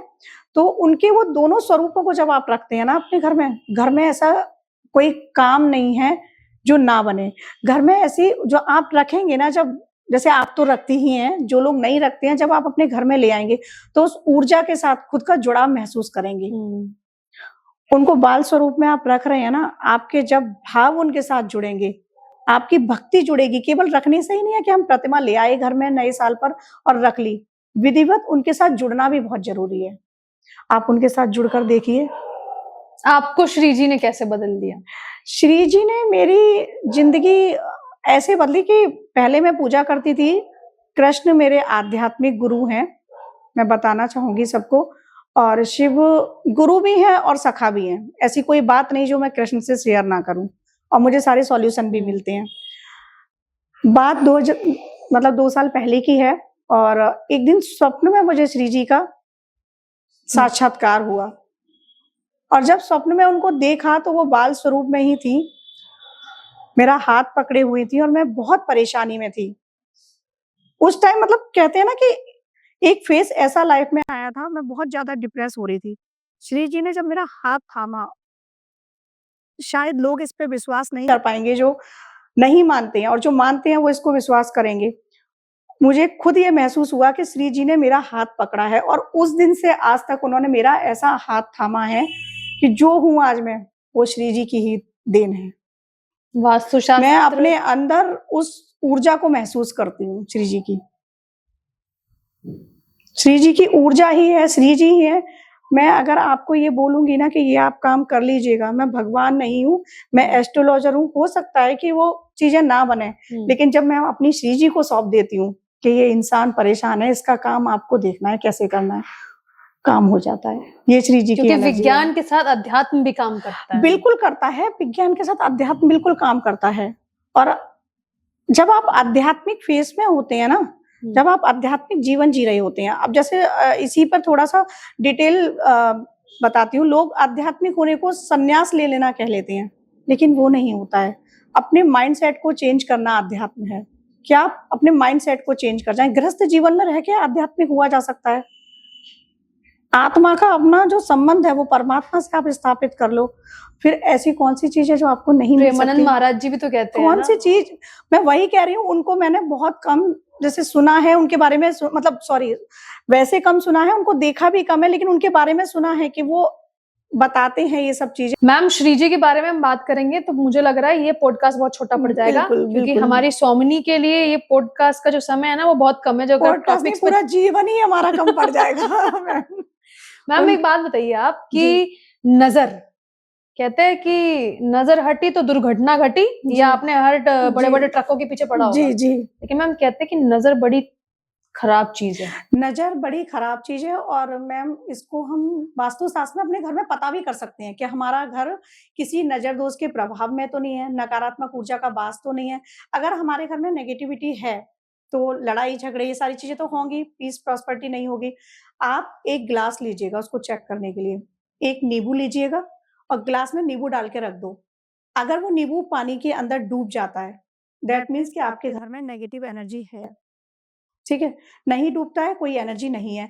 अगर आपको नजर लग रही है आपके घर, कई बार होता है कि कोई हमारे घर आया तो देख के अधिकांश लोग ऐसे ही होते हैं कि जेलस फील करते हैं, खुश होने वाले बहुत कम होते हैं। आप ग्रो करेंगे तब भी वो जेलसी फील कर रहे हैं, तो नजर लग रही है ना कहीं इविल आई है उनकी। तो आपने करना क्या है, एक फिटकरी लेनी है। फिटकरी लेके अगर आपको लग रहा है घर को नजर लगी है, हर कोने कोने उस फिटकरी को घुमा लीजिएगा, हर कोने में ले जाके।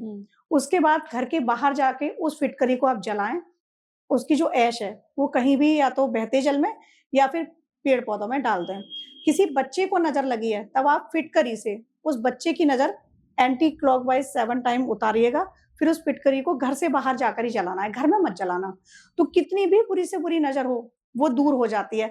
घर के वॉशरूम में फिटकरी को आप रख दो एक बाउल में, और एवरी मंथ उसको चेंज करना है। घर में जो भी नकारात्मक ऊर्जा आ रही है वो फिटकरी में जाएगी, और हर महीने उस फिटकरी को आप चेंज कर दो। तो नजर के लिए ये है, काली मिर्च के दाने आप लो 11 दाने, उनको सर से बारो 11 बार, और कपूर जला के उसमें डाल दो और जला दो, वो भी आपकी नजर उतार देती है। नजर के नॉर्मल रेमेडी जो होती है उससे अलग हटके ये हैं। ये जब आप करोगे तो नकारात्मक ऊर्जा अगर आपके ऊपर है, किसी की बुरी नजर है, वो चली जाएगी। मैम क्या नजर किसी को डिप्रेशन में भी डाल सकती है? बिल्कुल डाल सकती है। कैसे? किसी की बुरी नजर अगर आपको लगी है कि ये नजर क्या है, हमारे भाव है ना, हमारे जो अंदर से ईर्ष्या, द्वेष, ये वाले जो भाव आ रहे हैं सामने वाले तक वो जा रहे हैं, ट्रांसफॉर्म हो रही है वो एनर्जी। अब वो एनर्जी हमने अपने अंदर ऑब्जर्व कर ली हमारी एनर्जी ने, और ये तब होता है जब आपका ऑरा वीक होता है। अच्छा, कोई भी नेगेटिव एनर्जी आप पे तब हैवी होती है जब आपका पॉजिटिव एनर्जी कम है। जब आप आध्यात्मिक होते हैं ना तो आप पर उतनी एनर्जी वो काम नहीं करेगी। जब आप अपनी स्पिरिचुअल ग्रोथ पे काम कर रहे हैं, स्पिरिचुअलिटी में है, तो उतना इम्पैक्ट नहीं डालती है। लेकिन इसीलिए तो कहते हैं अंबानी को कभी नजर नहीं लगती है, क्योंकि बहुत आध्यात्मिक है। इसीलिए कहा जाता है, ऐसे नहीं है। आध्यात्मिक होने के पीछे बहुत सारे स्ट्रॉन्ग पॉइंट हैं, वैलिड पॉइंट हैं। तो नजर जब आपको लग रही है तो उसकी ये रेमेडीज आप कीजिएगा, क्योंकि नजर इंसान को बर्बाद भी कर देती है। इसलिए तो कहते हैं ना कि कई बार हमने घरों में भी सुना है कि दवाइयों से असर नहीं हो रहा है, इसके अंदर नजर लग गई है। दवाइयां कितनी बार होता है कि इंसान बीमार है, दवाइयां उस पर फेल हो रही होती हैं क्योंकि नजर लगी हुई होती है। मैम लेकिन कई बार ये भी तो देखा गया ना कि ऐसा नजर से अलग हटके थोड़ा अलग हटके टॉपिक हो रहा है, वो काला जादू, टोना, वो सब चीजें होती हैं। व्हाइट मैजिक है, अच्छी चीज है। मंत्रा जाप करना, किसी का अच्छा काम करना, ये व्हाइट मैजिक है, सात्विक। और जो गलत तरीके से किया जा रहा है वो तांत्रिक, ब्लैक मैजिक। और तांत्रिक चीजें कभी खराब नहीं थी। जब शिव जी ने बताया था तंत्र को, जब शिव जी लाए थे, वो चीजें खराब नहीं थी, लेकिन अपने स्वार्थ के लिए लोगों ने उसको खराब कर दिया।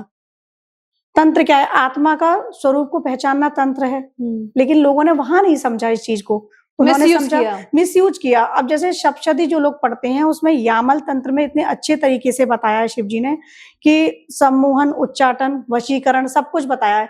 लेकिन इनको लोगों ने क्या गलत तरीके से, किसी को वशीकरण कर लो, अपने वशीभूत कर लो, लेकिन ऐसा नहीं है। वशीकरण किस चीज का करो, मोहन किसका करो? अपने इष्ट का मोहन कर लो ना, किशोरी जी का मोहन कर लो, देखो तुम्हें हर जगह वही दिखेंगी। वशीकरण करना है, अपने भावों को वशीभूत कर लो। अभी आप वशीकरण और सम्मोहन की बात कर रहे हैं, हमने तो रील्स में भी देखा है कि अगर आप चाहते हैं अपने प्रेमी को अपनी जिंदगी में वापस लाना, आप शादी करना चाहते हैं, तो इस मंत्र का जाप कर सकते हैं या इस विधि को अपनाकर कुछ कर सकते हैं। तो कहीं ना कहीं मुझे लगता है तंत्र विद्या से रिलेट करता है। तो इसके पॉजिटिव परिणाम से ज्यादा सुनने में आया कि नेगेटिव परिणाम ज्यादा होते हैं। मैम पहले समझना तो ये होगा, मंत्र है कि प्रेमी को आप पा सकते हैं, ठीक है। प्रेम प्राप्ति का मंत्र भी है और प्रेमी को पाने का मंत्र भी है, लेकिन वो मंत्र तब कारागार होता है जब आपके भाव शुद्ध हो और वो सामने वाला पात्र हो, तब आपको वो किशोरी जी उससे मिलवाएंगे, अदरवाइज नहीं मिलवाएंगी। चाहे फिर कोई भी तंत्र कर लीजिए, चाहे कोई भी मंत्र कर लीजिए। अब तंत्र अलग चीज हो गई। अब तांत्रिक क्रियाओं से आपने उसको ले लिया तो उस इंसान के साथ योगिनी सिद्धि है या पिचासनी लेके आए, कर्ण पिचासनी जो होती है, ठीक है, तो वो साथ में आ रही है वो सिद्धियां, उसी को आप तांत्रिक क्रियाओं में उन्हीं का प्रयोग करके उस इंसान को अपने पास ला रहे हो ना, तो उनके साथ वो आती हैं और उन सिद्धियों के साथ कहीं ना कहीं वो उस इंसान पर प्रभाव भी डालती हैं। और जो योगिनी हो गई या फिर ये यक्षिणी हो गई या पिचासनी हो गई, ये फिर उस इंसान के साथ शारीरिक संबंध भी बनाती हैं। तो वो फिर आपका तो वैसे भी नहीं रहेगा। तो ऐसे गलत रास्तों पर जाने का क्या फायदा, नहीं करना चाहिए। और इनफैक्ट आपके साथ रह के भी फिर उसकी जो वाइब्स है वो आपसे मैच नहीं करेगी, क्योंकि कहीं ना कहीं वो नकारात्मक प्रभाव में है ना, नकारात्मक शक्तियां उसके साथ हैं, उन्हीं के प्रभाव से वो आपके पास आया है ना। तो उस पाने का क्या फायदा जो आपका है ही नहीं, किसी और का है। तो नहीं करना चाहिए। तांत्रिक क्रियाओं को कराकर कभी किसी को वशीभूत कराकर अपने पास नहीं बुलाना चाहिए। अगर वो आपका है तो परमात्मा उसको आपको अवश्य देगा। इसका कोई काट है क्या, या फिर इन चीजों से कुछ बचा जा सकता है क्या? क्योंकि हर व्यक्ति इस पे पहली बात है भरोसा भी नहीं करेगा जी, लेकिन जो भरोसा करते हैं, जो इसकी जानकारी रखते हैं, वो उसके काट भी जानते हैं। आपके पास कोई उपाय?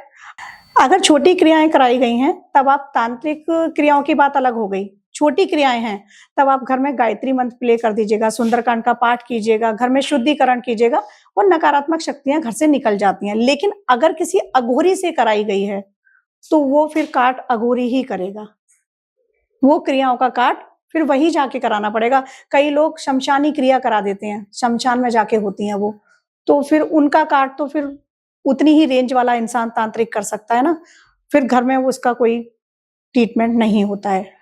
आप मंत्रा प्ले कर रहे हैं, उस एनर्जी को कुछ टाइम के लिए घर से बाहर भेज देंगे, लेकिन उसके काट के लिए फिर आपको उसी लेवल के तांत्रिक के पास जाना होगा।